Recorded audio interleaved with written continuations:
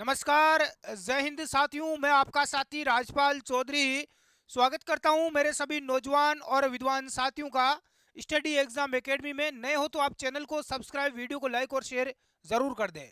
साथियों, नगर पालिका सफाई कर्मचारी भर्ती को लेकर आप सभी को पता है कि इसमें फॉर्म भरे जा चुके हैं और आज 27 मार्च से लेकर 4 अप्रैल तक आपके इसमें फॉर्म में जो आवेदन आपने किया है उसमें संशोधन की डेट दी गई है। इसमें देखो, जरूरी है कि बदलाव किया गया है तो आपको वो संशोधन करना बहुत ज्यादा जरूरी है। बहुत सारे मेरे बेरोजगार युवा साथी है जो इसको लेकर काफी परेशान हो रहे हैं, तो आपको परेशान होने की आवश्यकता नहीं है। आपको मैं सही तरीका यहाँ पर इस क्लास में बताऊंगा जिसका आपको थोड़ा यूज करना ही होगा। अब देखो, जो साथी आगे सफाई कर्मचारी बनना चाहते हैं और उनकी डिमांड है कि सर हमें ई बुक लेना है या सफाई कर्मी का प्रैक्टिकल इंटरव्यू का आगे का हमें कोर्स लेना है, तो आप स्टडी एग्जाम एकेडमी का ऐप डाउनलोड कर सकते हैं। इसमें आपको सफाई कर्मी की ई बुक भी मिल जाएगी, पूरा इसमें कोर्स भी मिल जाएगा, वो आप एक बार ध्यान से देख लेना। और कोई दिक्कत आती है तो आप हमें व्हाट्सएप पर मैसेज भी कर सकते हैं। अब देखो, आज की न्यूज आई है न्यूज़पेपर में, थोड़ी उसके बारे में हम चर्चा करेंगे। सफाई कर्मी भर्ती आवेदनों में आज से करवा सकेंगे संशोधन। प्रक्रिया 4 अप्रैल तक चलेगी। यदि आपके फॉर्म भरने में कोई मिस्टेक हो गई है तो आप उसमें चेंजिंग करवा सकते हैं।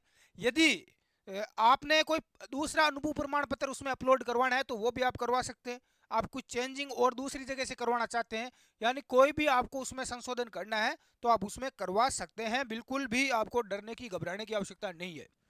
डीएलबी ने संशोधन के लिए वेबसाइट को ओपन कर दिया है। अब देखो क्या क्या इसमें बदलाव आपको करना जरूरी हो गया है।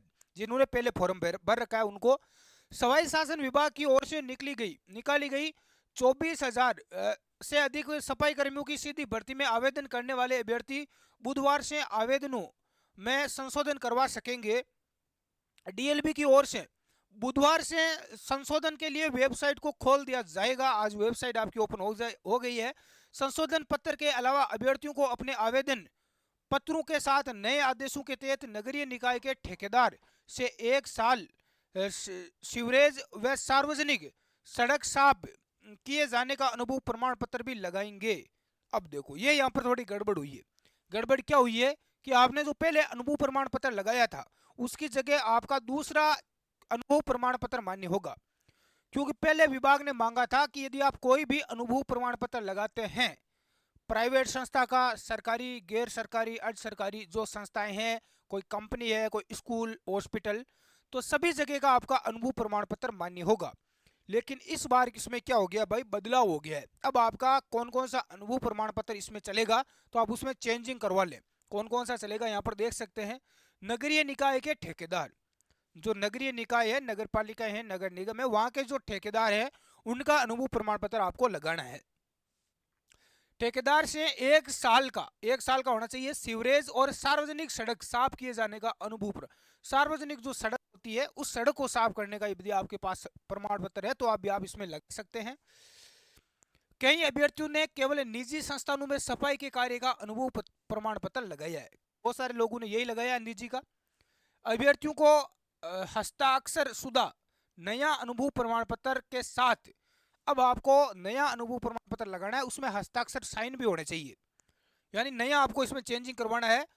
अनुभव प्रमाण पत्र के साथ पीएफ, जो पीएफ जब सैलरी आती है जब अपने अकाउंट में, तो उसमें अपना पीएफ भी कटता है, आपको पता होगा, ठीक है, इन कंपनियों वगैरह में या ठेकेदारों के पास।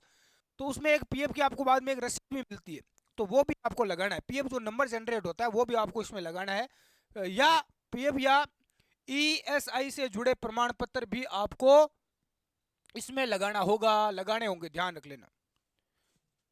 हाँ, तो ये प्रमाण पत्र भी आपको लगाना जरूरी। इससे क्या होगा, ऐसे तो अनुभव प्रमाण पत्र कोई लेके आ जाएगा, यदि इस प्रकार का लगाएंगे तो इससे होगा क्या, यदि आपने रियल में काम किया है पहले तो आपने, आपके अकाउंट में सैलरी आई होगी, उसका पीएफ रसीद भी, आपकी पीएफ नंबर भी आपके पास होगा, पीएफ जो कटता है, ठीक है, तो ये वो सारी चीजें आपके पास है, तो वो आपको लगाना है। इससे कंफर्म हो जाएगा कि आपने काम किया है और आपने पहले सैलरी भी उठाई है।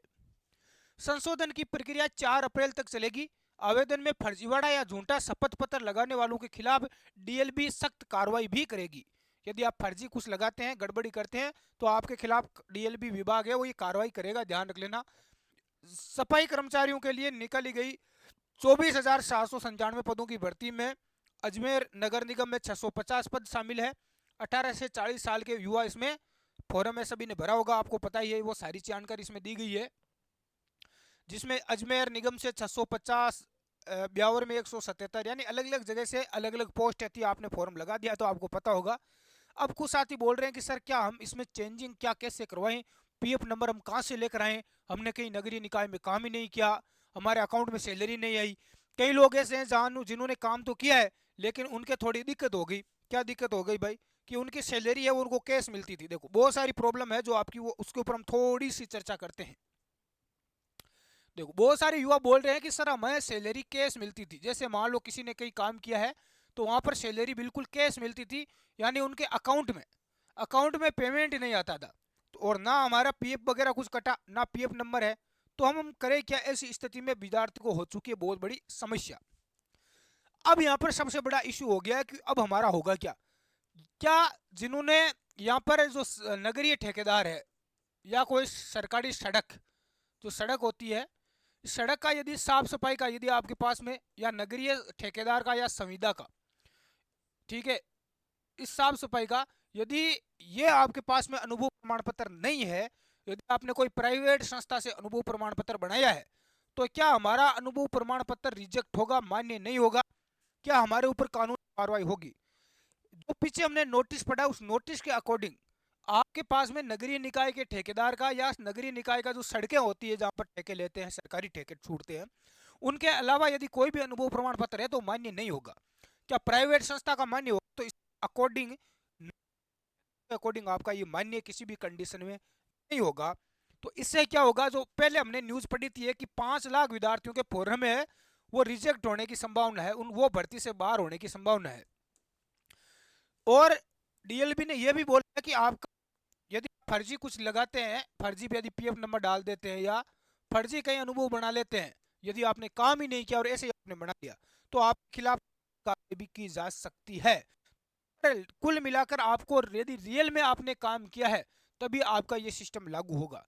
केस के अंदर आपने सैलरी उठाई है तो भी आपके पास में, यदि आपने थ्रू काम किया है रियल में, यदि वहां पर आपको सैलरी, पहली बात तो कैश नहीं मिली होगी, ऑनलाइन आपके अकाउंट में पेमेंट आया है, फिर भी मान लो कोई पुराने लोग हैं उनको मान लो पहले काम किया हुआ है, कैश यदि सैलरी मिली है तो भी आपको कोई ना कोई तो प्रमाण या प्रूफ वहां पर देना ही पड़ेगा, अन्यथा आप इस भर्ती से बाहर हो जाओगे।